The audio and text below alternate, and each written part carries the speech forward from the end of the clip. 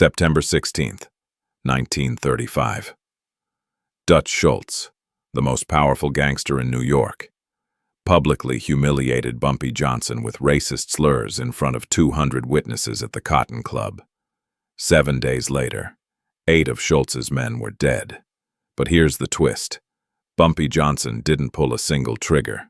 So how did one man destroy an empire worth $20 million without firing a shot? To understand how it all led here, we go back to where it truly began.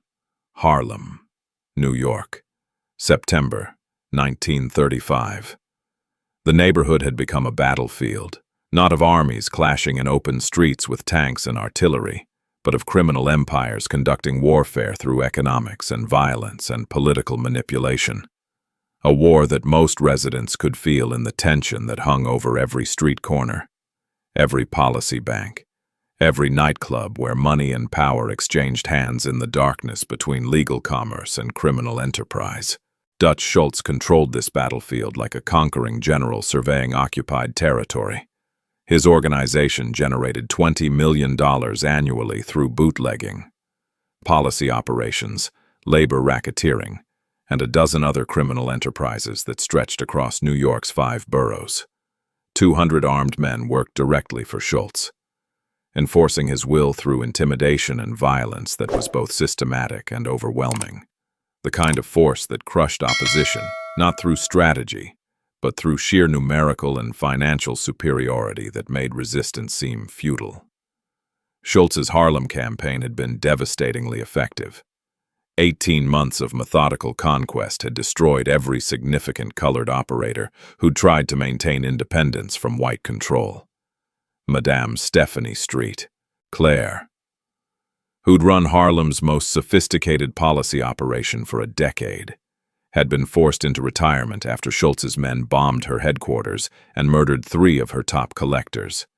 Casper Holstein, the millionaire numbers king who'd been Harlem's wealthiest black businessman, had been kidnapped, beaten, and threatened until he'd sold his entire operation to Schultz for a fraction of its value. A dozen smaller operators had simply disappeared, either killed or driven out of business entirely. Their policy banks absorbed into Schultz's growing empire. The white gangster moved through Harlem like royalty touring a colony, dining at the finest restaurants, drinking at the most exclusive clubs, conducting business openly because he knew that his political connections, his wealth, and his army of enforcers made him effectively untouchable. Schultz believed that colored criminals existed only with white permission, that their operations were small-time affairs that could be taken over whenever white gangsters decided the territory was worth controlling. That the natural order dictated white supremacy in the criminal underworld, just as it did in legitimate society. But Dutch Schultz had made a critical miscalculation in his assessment of Harlem's remaining resistance. He'd dismissed Ellsworth Bumpy Johnson as just another colored policy operator, a local tough guy who ran a few betting operations in central Harlem. Someone who might put up token resistance but would ultimately fold like all the others when confronted with Schultz's overwhelming advantages in money, manpower, and political protection. What Schultz didn't understand was that Bumpy Johnson had been studying him with the intensity of a military strategist analyzing an enemy general, watching every move Schultz made in Harlem for 18 months, cataloging his methods and his mistakes, identifying the weaknesses in his organization, understanding the psychology that drove his decisions, and formulating a response that would exploit every vulnerability that Schultz's arrogance had created. Johnson operated differently than every other gangster Schultz had encountered. He didn't run his operations through visible displays of wealth and power, didn't surround himself with bodyguards and expensive cars, didn't announce his presence by taking the best tables at nightclubs or throwing money around to establish status. Instead, Johnson moved through Harlem like a shadow, conducting business through trusted intermediaries, maintaining a network of informants that gave him information about everything happening in the neighborhood, building relationships with community members who saw him as one of their own rather than as an exploitative outsider. While Schultz had been busy conquering territory through force, Johnson had been building something more valuable, a web of connections and loyalty and intelligence that gave him power. Schultz couldn't comprehend, because it didn't come from money or guns, but from understanding how Harlem actually worked, from knowing who mattered and why, from recognizing that sustainable control required community support rather than just overwhelming violence. Johnson had watched Schultz destroy Madame St. Clair, had observed how the white gangster used bribes and threats and bombings to force her retirement. He'd studied the tactics Schultz employed against Casper Holstein, the kidnapping and torture that broke the numbers king's will to resist. He'd taken notes on every smaller operator Schultz had eliminated, analyzing what made them vulnerable, understanding why their resistance had failed, learning from their mistakes so he wouldn't repeat them when Schultz inevitably came for him. And Schultz was coming. Johnson knew this with absolute certainty because he'd been tracking Schultz's expansion pattern. Watching the white gangster systematically eliminate every independent colored operator, moving methodically from the biggest targets to the smaller ones, Johnson was the last significant holdout, the final obstacle to Schultz's complete domination of Harlem's policy operations, and that meant the confrontation was inevitable. Johnson could have fought Schultz the way the others had, could have tried to match the white gangster's firepower and wealth, could have engaged in a straightforward war for territorial control. But Johnson understood that such a fight was unwinnable. Schultz had too much money, too many men, too many political connections. A direct confrontation would end the same way it had for St. Clair and Holstein and all the others, with Johnson either dead or driven out of business.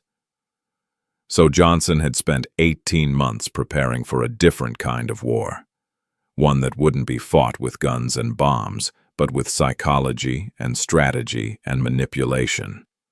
One that would turn Schultz's strengths into weaknesses. One that would exploit the white gangster's fundamental misunderstanding of how power actually worked in Harlem. The opportunity Johnson had been waiting for materialized on Monday night. September 16th, 1935. Johnson arrived at the Cotton Club at 7 in the evening, 2 hours before Schultz was scheduled to appear. 2 hours that Johnson used to execute the first phase of a plan he'd been developing for months. A plan that required precision timing and careful stage management.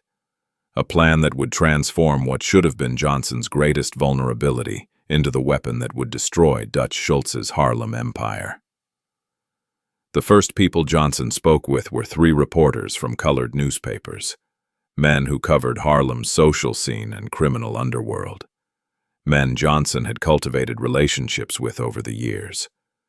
Johnson bought each reporter a drink, chatted casually about neighborhood news, and mentioned almost as an afterthought that Dutch Schultz would be at the Cotton Club tonight, that something interesting might happen, that it would be worth their time to stick around and observe. Next, Johnson spoke with Detective Samuel Harris, one of only 17 colored police officers in the entire New York Police Department. A man who'd grown up in Harlem and who'd watched with barely concealed anger as white gangsters like Schultz took over the neighborhood's criminal operations while treating black residents with open contempt. Johnson didn't tell Harris what was going to happen.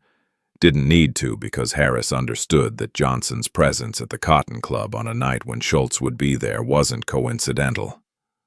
Then Johnson approached 2 city councilmen who represented Harlem districts, politicians who depended on colored votes to maintain their positions, men who'd been increasingly uncomfortable with how Dutch Schultz operated in their constituencies with such visible arrogance and racial hostility.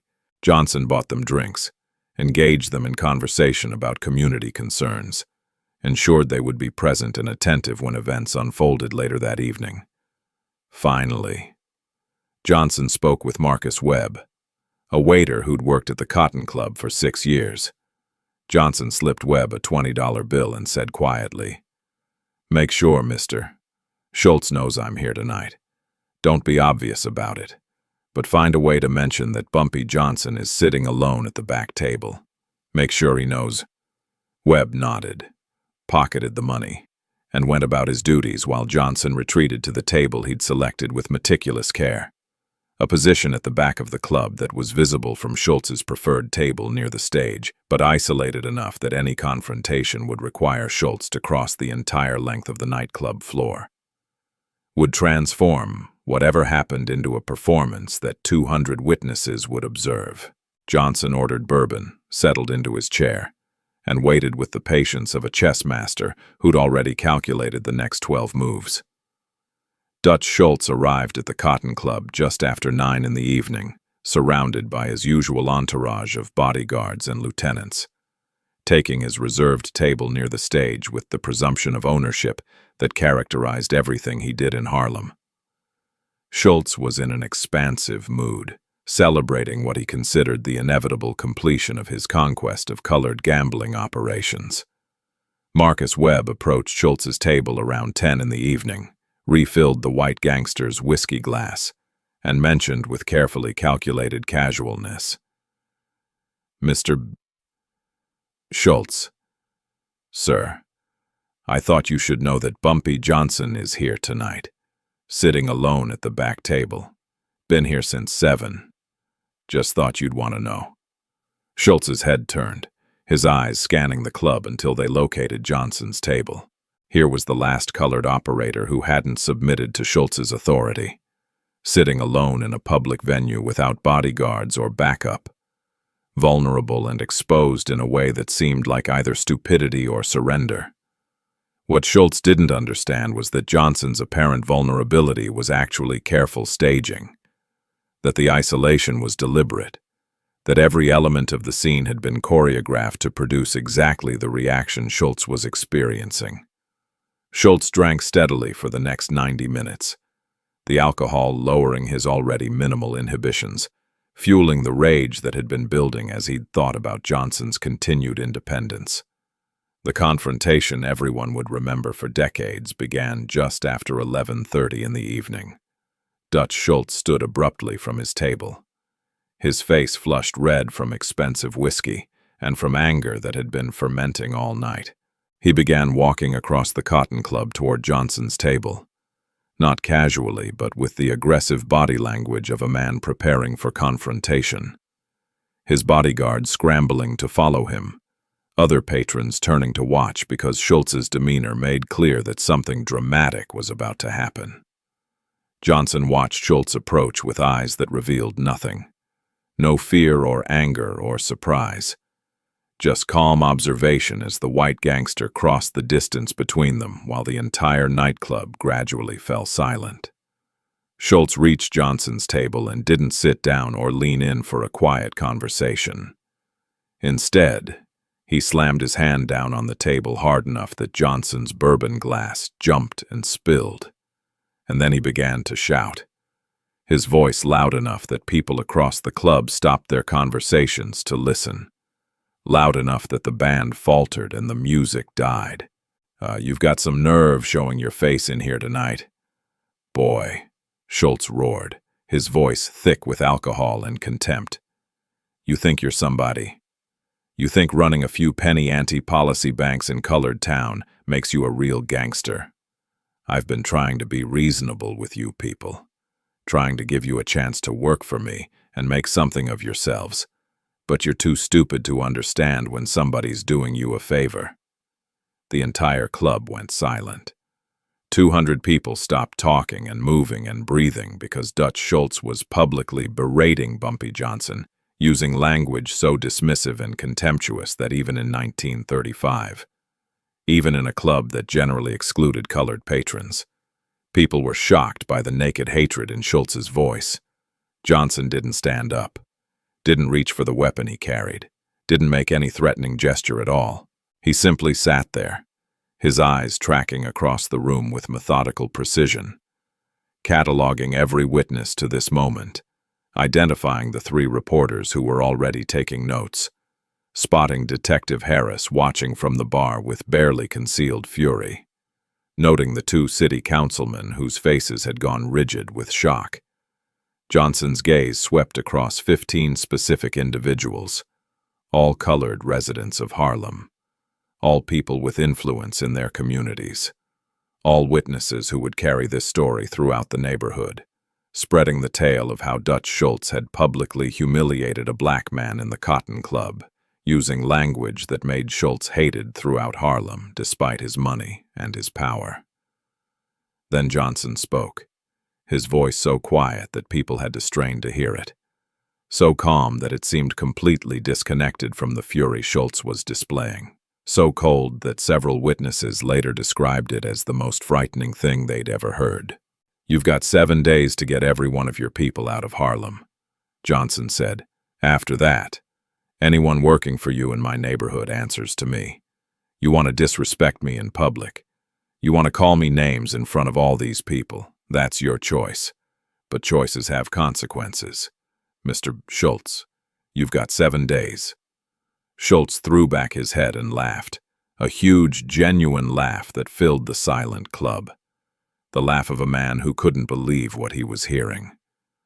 He turned to address the crowd, playing to his audience.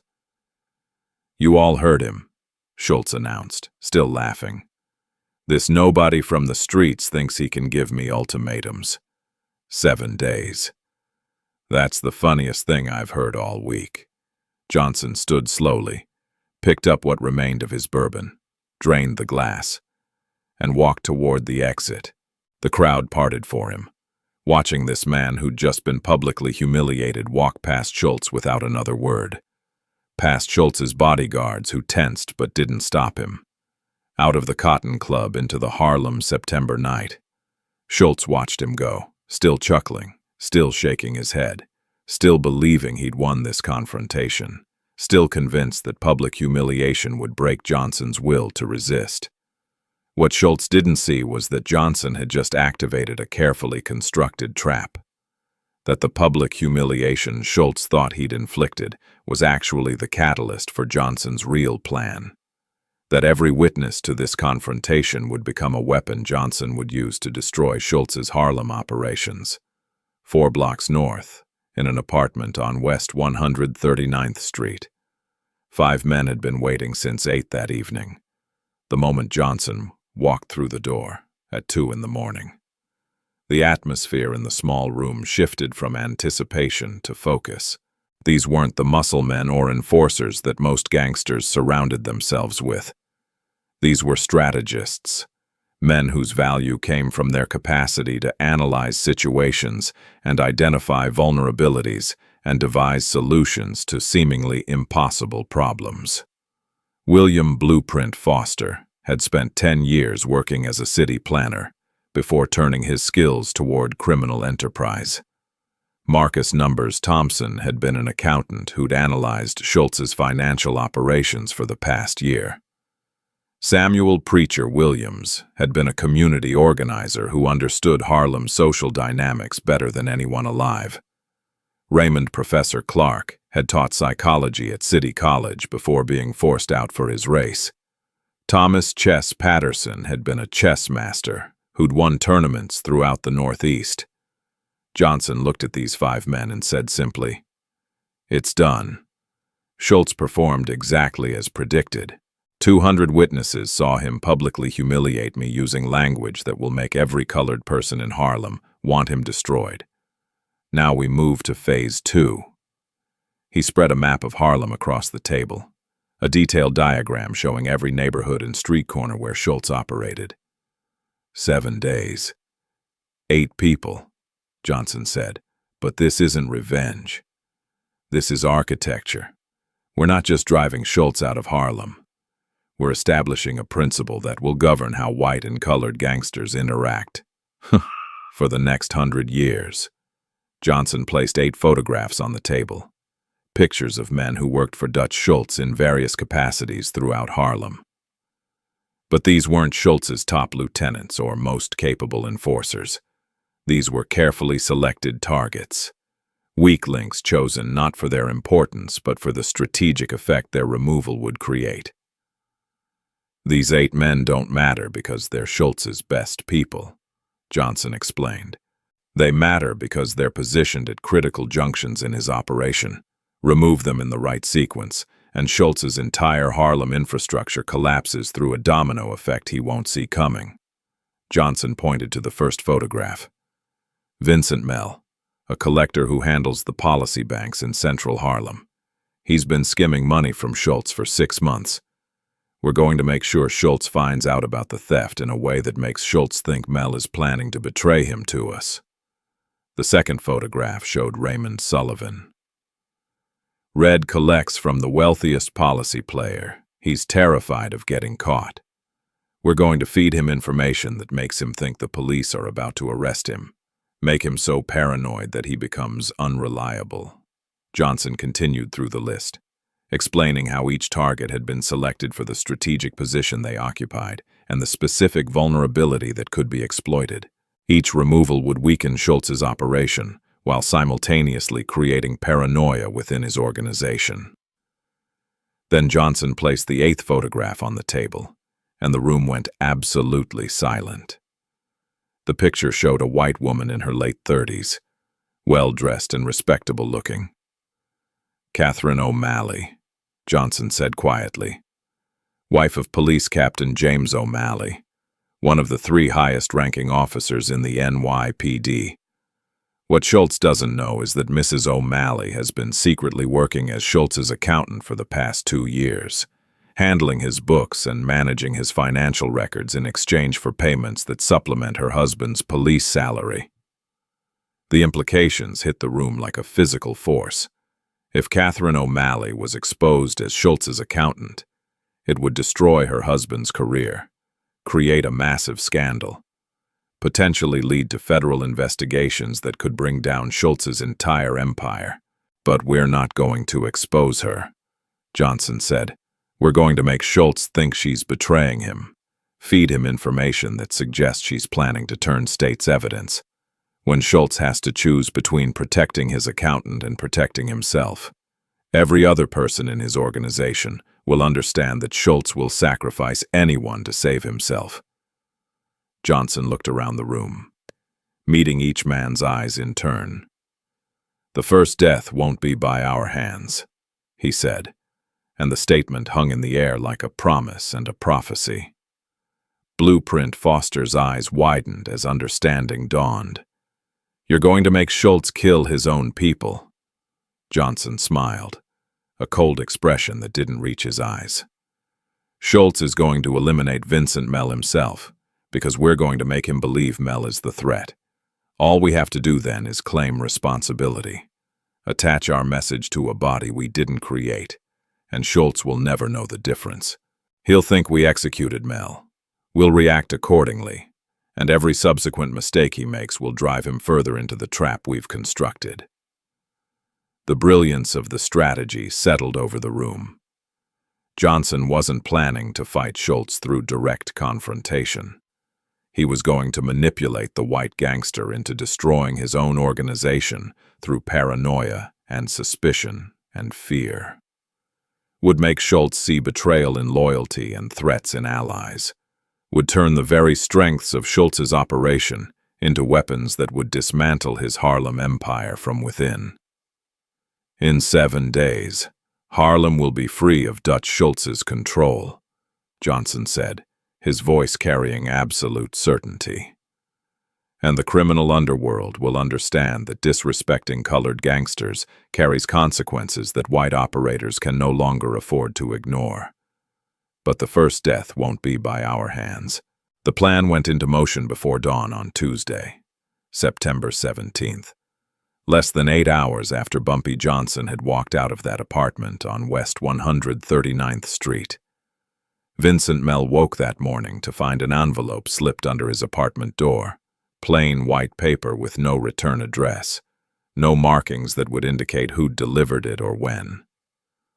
Mel almost threw it away without opening it, assuming it was some kind of advertisement or solicitation. But something about the envelope's weight made him hesitate, made him tear it open and unfold the single sheet of paper inside. The message was typed on a standard typewriter, anonymous and untraceable. Just 5 lines that made Mel's blood run cold as he read them. Mr. Mel, Bumpy Johnson knows about the money you've been taking from Dutch Schultz. He knows about the ledgers you've been keeping. He knows you're planning to offer him information in exchange for protection. Schultz will know soon, too. You should decide whose side you're on before someone decides for you." Mel read the note 3 times, his hands shaking worse with each reading, his mind racing through the implications of what this message meant. The skimming was real. Mel had been taking small amounts from his collections for 6 months, 5% here, 3% there. Amounts he'd convinced himself were too small for Schultz to notice or care about. The ledgers were real, too.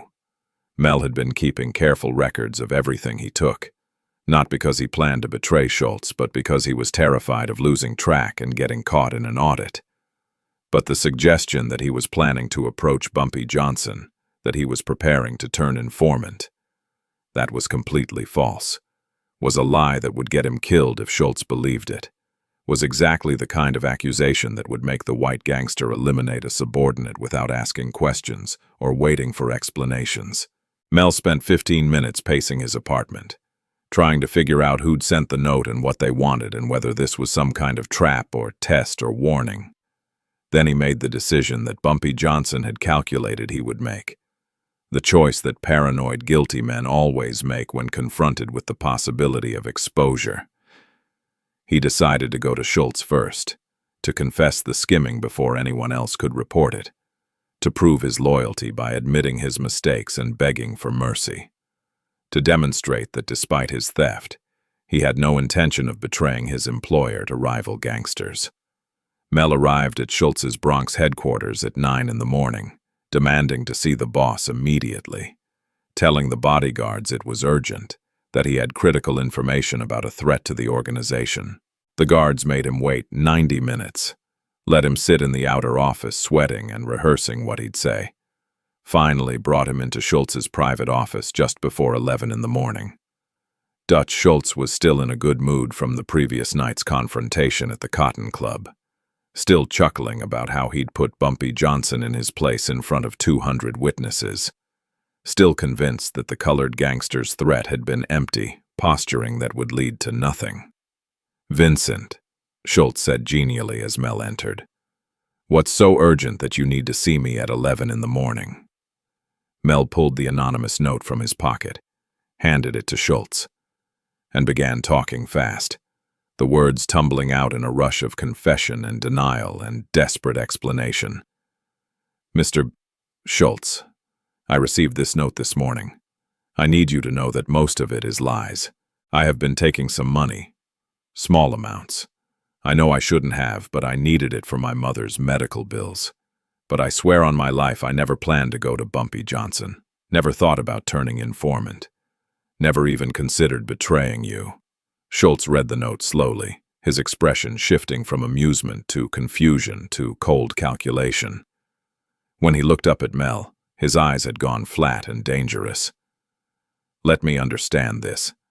Vincent, you come to my office with a note that says you've been stealing from me and planning to betray me to my enemies. And you want me to believe that you're only guilty of the stealing part. Mr. Schultz. I swear," Mel started, but Schultz raised his hand, cutting him off. "Here's what I'm wondering. Vincent, how did whoever sent this note know you'd come running to me? 'Cause that's what this is. Right.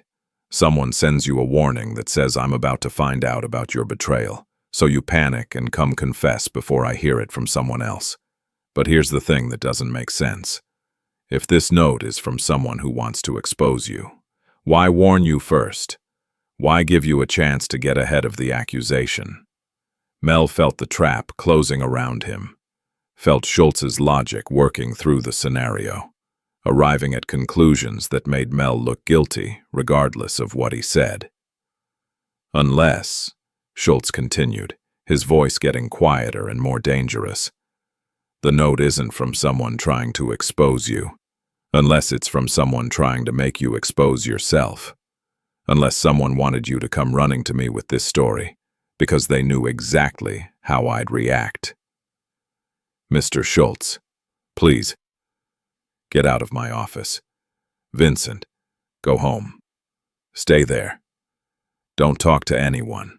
I'll send someone to get you when I've decided what to do with you. Mel left Schultz's headquarters in a state of near panic, understanding that his attempt to prove loyalty had somehow made everything worse. That Schultz now suspected him not just of skimming, but of being manipulated by enemies, of being a pawn in some larger game that Mel himself didn't understand. What Mel didn't know, what he couldn't know, was that Dutch Schultz had arrived at exactly the conclusion Bumpy Johnson had intended him to reach. That the white gangster now believed Mel was either working for Johnson or was so compromised that enemies could use him against Schultz's organization. That either way, Mel had become a liability that needed to be eliminated. That night, Tuesday, September 17th, at approximately 11:30 in the evening, 3 of Schultz's enforcers arrived at Vincent Mel's apartment. They didn't knock or announce themselves, just kicked in the door and found Mel sitting at his kitchen table, still holding the anonymous note, still trying to figure out how to prove his innocence. The enforcers didn't ask questions, didn't give Mel a chance to explain or defend himself. They simply carried out the order Schultz had given them 2 hours earlier, dragged Mel into his bedroom, and ended his life with brutal efficiency that left no doubt about what happened to people Dutch Schultz suspected of betrayal. At 6:15 Wednesday morning, Bumpy Johnson received a phone call from one of his informants, a janitor who worked in Mel's apartment building, reporting that 3 men had entered Mel's apartment the previous night and had left 30 minutes later without Mel. That the apartment door had been left open and that anyone who looked inside could see what had happened. Johnson made one phone call to Blueprint Foster, gave instructions that were brief and precise, then returned to his temporary hiding place in the basement of a Harlem church, where the minister owed Johnson favors and asked no questions about what the gangster was doing there. Blueprint Foster arrived at Mel's apartment at 7 in the morning with 2 associates, found Mel's body exactly where Schultz's enforcers had left it, spent 5 minutes arranging the scene to look slightly different, more theatrical, more like an execution than a simple elimination. Then pinned a note to Mel's shirt using a straight pin, the paper containing a message typed on the same typewriter that had produced the anonymous warning Mel had received the previous morning. 1 down, 7 to go.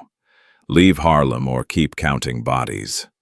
The note was discovered by police at 8:30 Wednesday morning when Mel's landlord, concerned about the open apartment door, looked inside and found the body. By 10 in the morning, word had spread throughout New York's criminal underworld that Vincent Mel was dead, that a note promising 7 more deaths had been found with his body, that Bumpy Johnson had apparently meant exactly what he'd said at the Cotton Club about having 7 days to drive Schultz's people out of Harlem.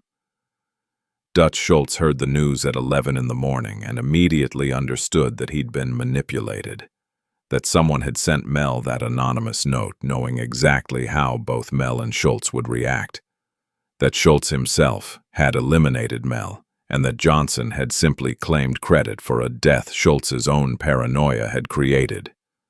The realization should have made Schultz more careful, should have made him question his assumptions and think more strategically about how to respond.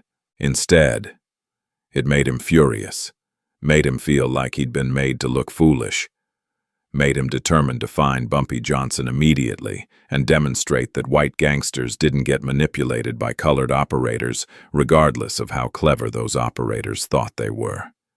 The manhunt Schultz launched that Wednesday afternoon was massive and chaotic, and exactly what Johnson had anticipated. Schultz pulled 50 of his best men off their regular assignments, armed them heavily, and sent them into Harlem with orders to find Bumpy Johnson by any means necessary, to search every apartment and business and social club where Johnson might be hiding, to question anyone who might know his location, to use whatever force was required to get answers. The search was loud and visible and violent. Schultz's men kicking in doors and threatening residents, and creating exactly the kind of public spectacle that turned Harlem's community even more firmly against the white gangster who was treating their neighborhood like enemy territory that could be conquered through intimidation. But Bumpy Johnson wasn't in any of the places Schultz's men searched. He wasn't hiding in the apartments of associates or in the back rooms of policy banks or in any of the obvious locations where a gangster on the run might seek shelter. At the exact moment, Dutch Schultz's 50 men were tearing through Harlem looking for him.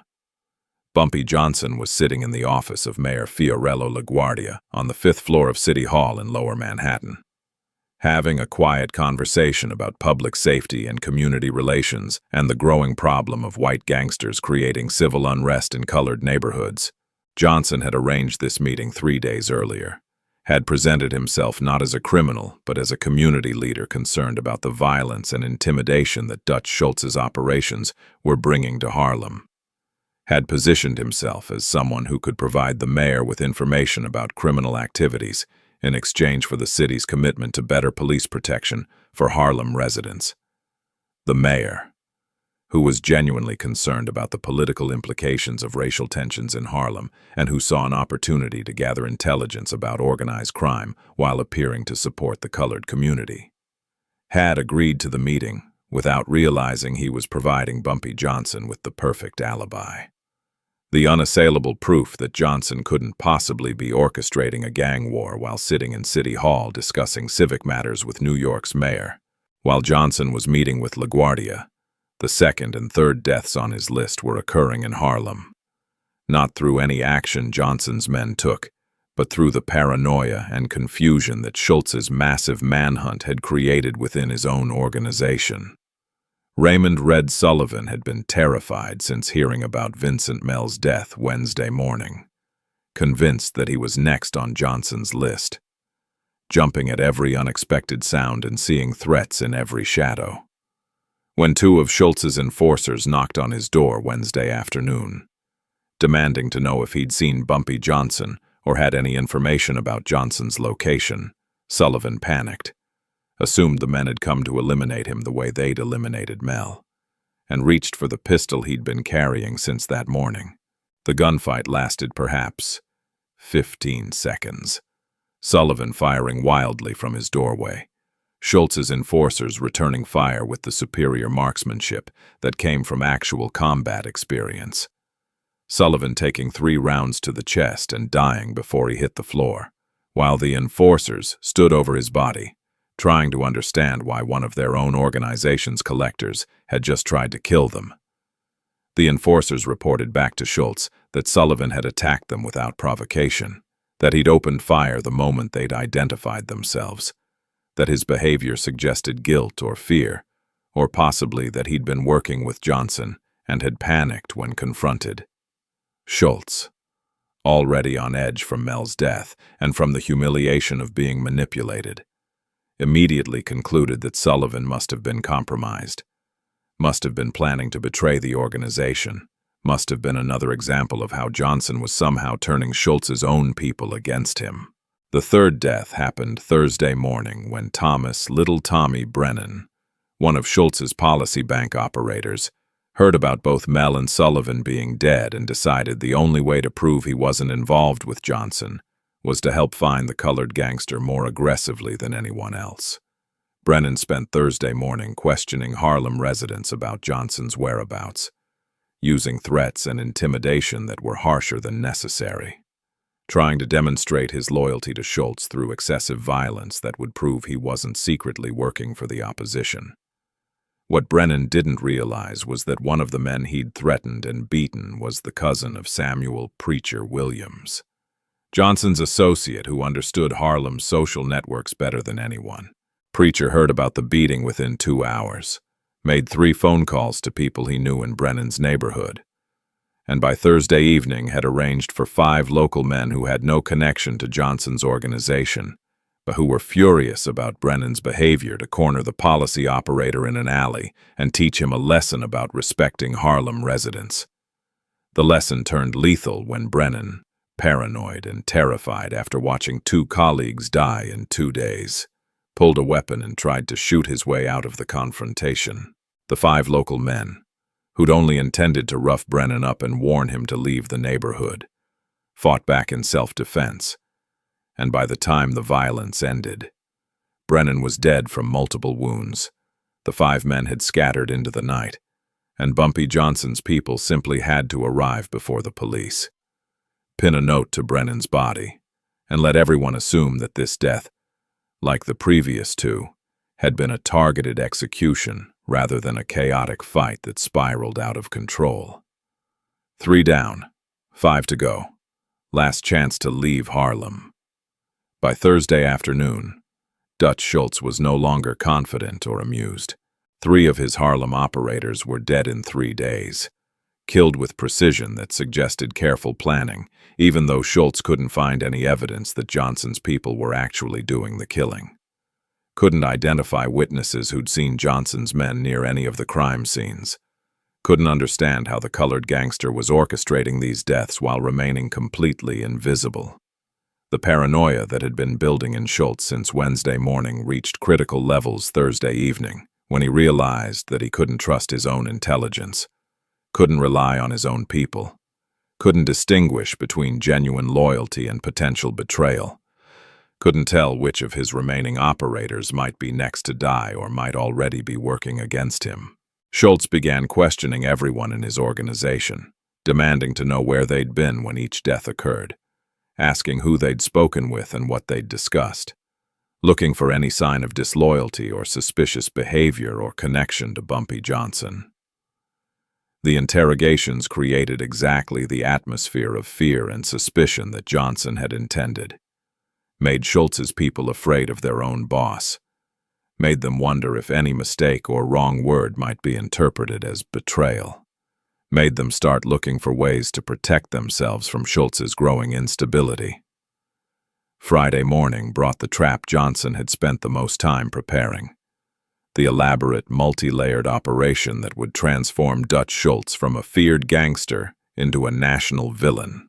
One of Johnson's men, a runner named Michael Davies who'd been working at the edges of Johnson's organization for 2 years, allowed himself to be captured by Schultz's enforcers Friday morning, putting up just enough resistance that the capture looked genuine, but not so much that he'd be seriously injured before they brought him to Schultz for questioning.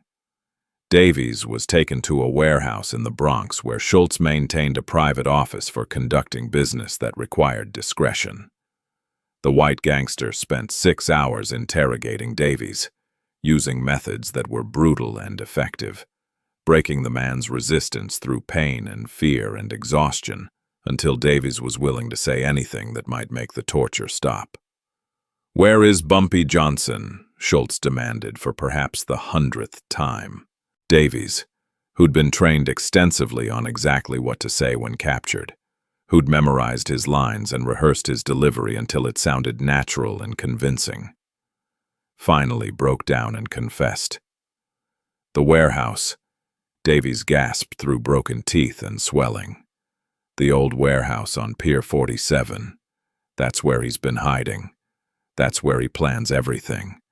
Please, that's all I know. Please stop." Schultz believed him because Davies's confession matched what Schultz expected to hear, because the warehouse location made tactical sense as a hiding place, because after 6 hours of interrogation, Schultz was convinced that Davies was too broken to lie convincingly.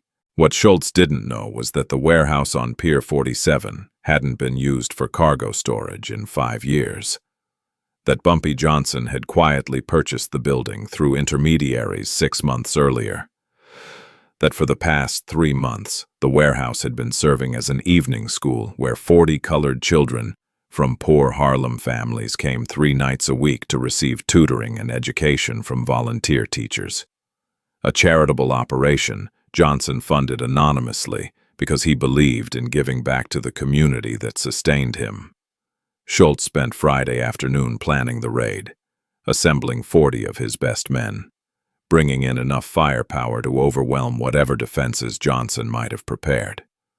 But Schultz also did something that revealed both his arrogance and his fundamental misunderstanding of the situation he was in. He invited reporters. Schultz called 3 journalists from major New York newspapers, told them he was about to capture Bumpy Johnson, suggested they might want to be present to document the arrest of the colored gangster who'd been terrorizing Dutch Schultz's legitimate business operations. The reporters, sensing a dramatic story, agreed to meet Schultz near the warehouse Friday evening to observe whatever happened. The raid began at 8:30 Friday night. 40 armed men surrounding the warehouse on Pier 47. Schultz at the center of the operation, giving orders and preparing for the violent confrontation he expected. The warehouse doors were locked but not heavily secured, yielded quickly to the men Schultz sent to breach them. The enforcers stormed inside, expecting to find Bumpy Johnson and his associates, expecting a gunfight or at minimum a dramatic capture. Instead, they found 40 terrified children sitting at makeshift desks, 5 volunteer teachers trying to shield their students, and educational materials spread across tables in a space that had obviously been converted into a classroom rather than a criminal headquarters. The 3 reporters Schultz had invited took photographs, documented the scene of armed white gangsters surrounding colored children in a school, captured the moment when Dutch Schultz's face went from anticipation to shock to horror as he realized what he'd just done. The story appeared in all 3 newspapers Saturday morning, above the fold front-page coverage with photographs that showed exactly what had happened. "Gangster Dutch Schultz raids Harlem school," read the headline in the Times. "Armed white criminals terrorize colored children," announced the Tribune. "Schultz's war on Harlem reaches new low," declared the Herald. The public reaction was immediate and devastating. City officials who'd been willing to overlook Schultz's criminal activities as long as they stayed confined to immigrant and colored neighborhoods suddenly found themselves under pressure to crack down on a gangster who was attacking schools and threatening children. Religious leaders condemned Schultz from pulpits across the city. Editorial writers demanded prosecutions. Federal investigators began asking questions about whether Schultz's activities violated civil rights laws that protected colored citizens from racial terrorism. Within 24 hours of the warehouse raid, Dutch Schultz had transformed from a successful criminal businessman into the most hated man in New York, a villain whose own actions had turned public opinion decisively against him in ways that no amount of money or political connections could repair. And Bumpy Johnson, watching from his hiding place in the church basement, reading the newspaper coverage of Schultz's humiliation, understood that the trap had worked even better than he'd anticipated, that Schultz was now fighting not just a gang war, but a public relations catastrophe that would make it nearly impossible for the white gangster to maintain operations in Harlem, regardless of how many men or how much money he could deploy. The domino effect Johnson had engineered was accelerating beyond even Schultz's ability to comprehend. Saturday morning brought news that shocked Schultz's remaining inner circle. Anthony DeMarco, the accountant who'd been managing Schultz's financial records for 3 years, had been found dead in his apartment. An apparent self-inflicted wound from medication he'd taken in excessive quantities. The death was ruled a suicide. The note found near DeMarco's body suggesting he'd been despondent about financial troubles and personal problems. What the investigation didn't discover, what nobody except DeMarco's wife could have known, was that DeMarco's death hadn't been suicide at all. His wife Maria, a Harlem native who'd been quietly feeding information to Johnson's organization for 6 months, had carefully administered the fatal dose herself, making it look like her husband had taken his own life while actually eliminating one more piece of Schultz's infrastructure.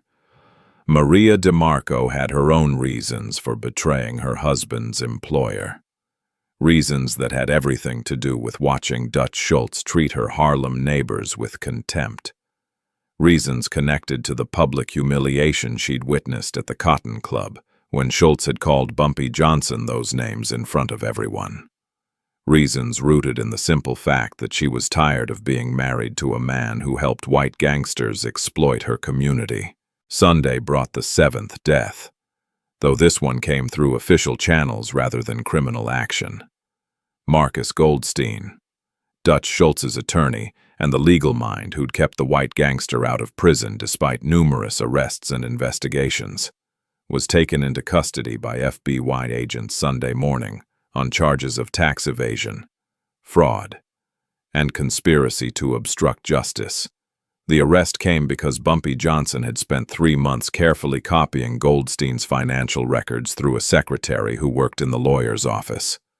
A colored woman who Johnson had paid generously for her cooperation and who'd provided him with documents showing that Goldstein had been helping Schultz hide money from tax authorities for years, had been falsifying records and bribing officials and committing crimes that would send him to federal prison for decades if prosecutors had evidence. Johnson had delivered that evidence to the FBI anonymously Saturday evening, complete with affidavits from witnesses who'd been promised protection. And by Sunday morning, Marcus Goldstein was in federal custody while investigators began the process of dismantling his entire practice and examining every case he'd ever handled for Dutch Schultz.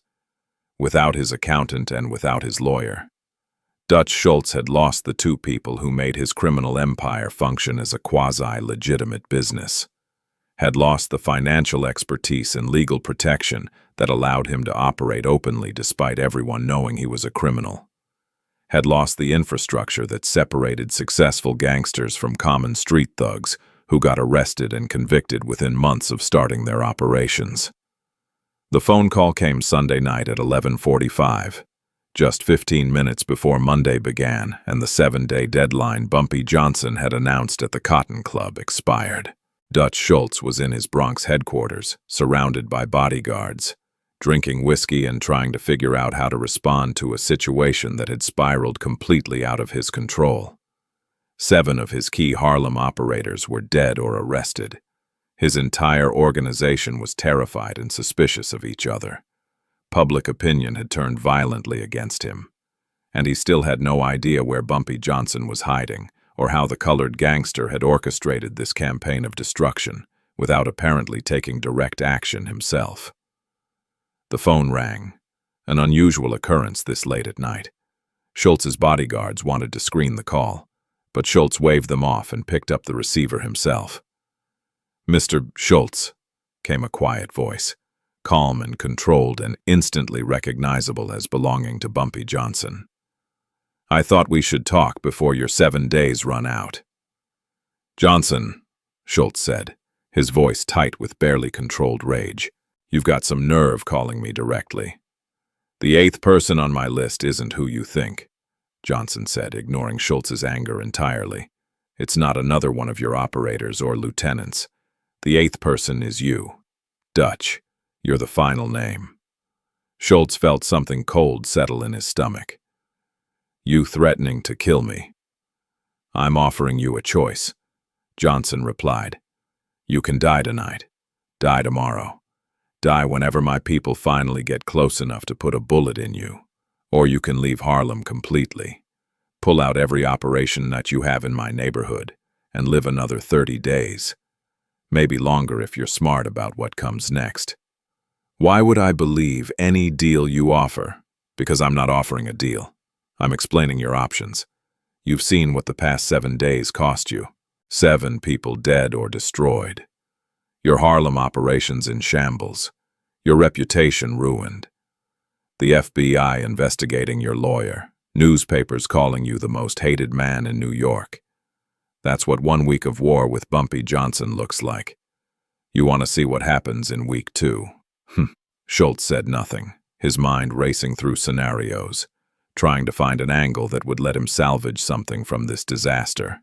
"Here's what happens next," Johnson continued. "Tomorrow morning, you hold a press conference. You announce that you're withdrawing all operations from Harlem. You apologize publicly for the disrespect you showed to colored residents at the Cotton Club last Monday. You admit that you made mistakes and that you're correcting them. You do this in front of reporters, in front of city officials, in front of witnesses who'll make sure your words get printed in every newspaper in New York. You're insane if you think I'm going to publicly apologize to. The alternative is you die," Johnson interrupted, his voice still calm but carrying absolute certainty. "Tonight. Tomorrow. Next week. but soon. And when you die, everyone will know it was because you were too arrogant to understand that colored gangsters deserve the same respect you demand for yourself. So you can choose public apology and 30 more days of life, or death within the week. Your choice. Dutch. The line went dead, Johnson hanging up without waiting for a response, leaving Schultz holding a phone and facing the most humiliating decision of his criminal career. Schultz spent Sunday night and Monday morning weighing his options, trying to find a third path that didn't involve either death or public humiliation.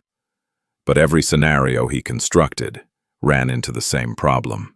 Johnson had demonstrated the capability to kill Schultz's people seemingly at will, had shown that he could manipulate situations so that Schultz's own actions destroyed his organization, had proven that continuing this war would cost Schultz everything he'd built. Tuesday afternoon, September 24th, 1935. Dutch Schultz stood before 50 reporters in a Bronx hotel conference room and delivered the most difficult speech of his life. "I'm here to announce that I'm withdrawing all my business operations from Harlem. Effective immediately," Schultz said, his voice strained but clear. "I want to apologize to the residents of Harlem for comments I made last Monday that were disrespectful and inappropriate. I made serious errors in judgment, and I'm correcting those errors today." The reporters shouted questions, demanded explanations, asked whether this withdrawal was connected to the 7 deaths that had occurred in the past week. Schultz answered as briefly as possible, confirmed he was leaving Harlem completely, and walked out of the conference room knowing that he'd just signed his own death warrant with the white gangsters who would view this public apology as the worst kind of betrayal. The unforgivable sin of a white criminal showing weakness to colored opponents. 20 newspapers printed Schultz's apology Tuesday evening, spreading the story across New York and beyond, making sure everyone in the criminal underworld understood that Dutch Schultz had backed down from a confrontation with Bumpy Johnson, had publicly admitted defeat, had apologized to the colored community for disrespecting them. But Bumpy Johnson wasn't celebrating. He was watching and waiting, knowing that the real consequences of Schultz's apology wouldn't come from anything Johnson did himself. Because Bumpy Johnson had never needed to kill Dutch Schultz. He just needed to make Schultz into a traitor in the eyes of his own people. October 23rd, 1935. 1 month after Dutch Schultz publicly apologized to Harlem. He was gunned down in Newark by 5 hitmen sent by the commission. The newspapers called it a power struggle, but the bosses who ordered the hit told a different story. One explained simply, "We didn't kill Dutch because he lost. We killed him because he let a nigger make him lose, then made him bow." That morning, Bumpy Johnson read the newspaper, sipped coffee, and smiled. 7 days to kill a man, 30 days to make him destroy himself. The truth was simpler than anyone knew.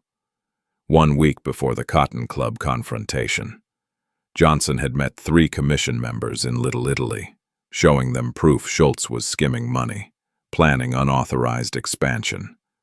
They'd reviewed everything and said, "Not enough. We need something that makes killing Dutch necessary." Johnson understood perfectly.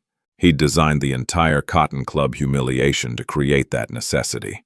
Orchestrated 7 days of warfare to force Schultz into a public apology that made his own people kill him for violating racial hierarchy. When Schultz's operations collapsed, Johnson surprised everyone by not seizing the territory.